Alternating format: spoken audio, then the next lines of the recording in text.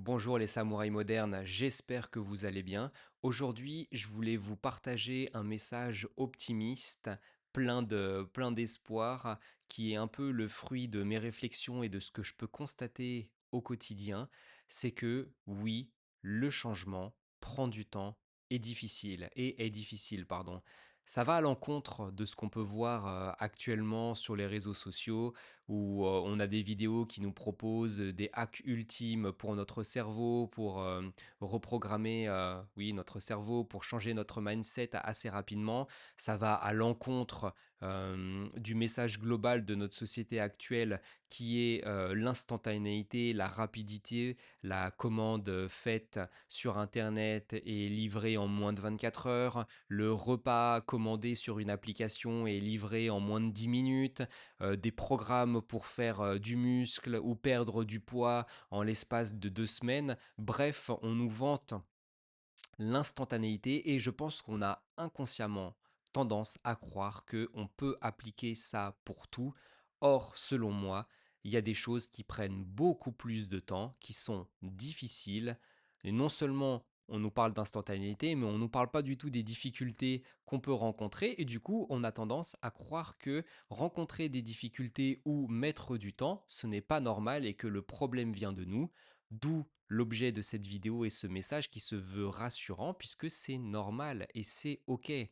Imaginez que vous avez construit votre identité pendant des années, peut-être sur un régime alimentaire, peut-être sur une façon de penser, et que vous-même maintenant vous défendez cette identité au quotidien, vous l'avez défendue pendant des années, les autres vous perçoivent comme ça, donc ont une image de vous et ont une identité de vous. Vous avez des, comment dire, des pensées et des actions au quotidien qui vont dans le sens de cette identité. Et peut-être que vous l'avez fait pendant des années, 20, 30 ans, 40 ans, ça dépend à quel moment vous voulez initier du changement. C'est quand même assez utopique et illusoire de croire qu'on peut changer du jour au lendemain, telle une machine. On appuie sur un bouton et on se dit, ça y est, aujourd'hui je pense différemment parce que ben, j'ai envie de faire autrement, parce que j'ai lu un livre sur ça et que j'ai une révélation ou que j'ai vu une vidéo et que j'ai une révélation, et ben aujourd'hui je suis un homme ou une femme différente. Bah, je suis désolé, ça fonctionne pas comme ça. Euh, le changement est beaucoup plus long et beaucoup plus difficile que ça. Il va falloir recréer une nouvelle identité. Il va falloir recréer des nouveaux schémas neuronaux. Il va falloir déconstruire certains modes de pensée qu'on a pu avoir et entretenir pendant des années, reconstruire d'autres modes de pensée, et ça prend du temps. Ça prend du temps parce qu'on ne peut pas le faire instantanément. Il y a quelque chose, entre guillemets, une sorte de programme qui s'est un peu installé, qu'on a nourri par défaut, et ce programme, il faut le déconstruire.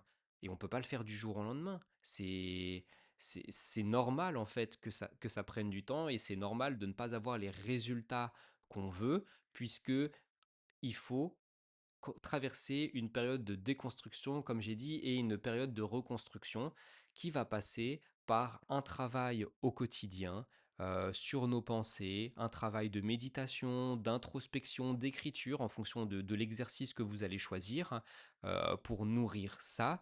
Et bien évidemment que quand il va y avoir des événements, bah, c'est surtout le mode de pensée par défaut, celui qu'on a entretenu, qu'on a nourri pendant des années, qui risque de prendre le dessus. Et c'est OK, c'est normal. On ne pourra pas du jour au lendemain switcher complètement notre façon de penser, même si on fait un travail, ça va se faire petit à petit. Moi, je le constate au quotidien, ça fait des mois que je me suis lancé dans cette aventure. Et il y a des moments où effectivement je suis en mesure de changer ma perception par rapport à un événement ou de changer ma narration interne, de me dire attends, rappelle-toi que l'événement est neutre, que c'est ta façon de penser qui teinte l'événement et donc du coup je suis capable par exemple, je sais pas, exemple tout bête, je dois me rendre à un rendez-vous, mon train est en retard, bah au lieu de pester maintenant globalement je vais me dire ok bah écoute le train est en retard, de toute façon je ne peux pas contrôler ça, c'est un événement neutre, je préviens la personne qui m'attend, l'employeur ou je sais pas, et voilà, je vais pas passer mon temps à ruminer et à entretenir des pensées négatives par rapport à ça.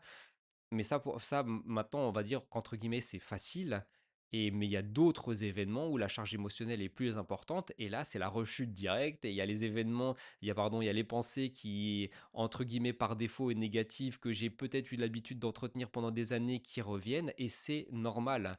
Et quand je fais mon examen de conscience le soir et que je me dis: «Ah bah là j'aurais pu mieux faire ça», je le note, je me dis: «J'aurais pu mieux réagir par rapport à cet événement» et j'espère que quand un événement de cette même nature se représentera, je serai en mesure de me dire: «Ah mais là, en fait, la dernière fois, tu avais réagi comme ça, c'est pas vraiment la manière dont tu voulais réagir, donc essaye de réagir autrement à ce moment-là» et c'est petit à petit, en assemblant ces petites victoires, en assemblant ces pièces de puzzle que le changement va se faire.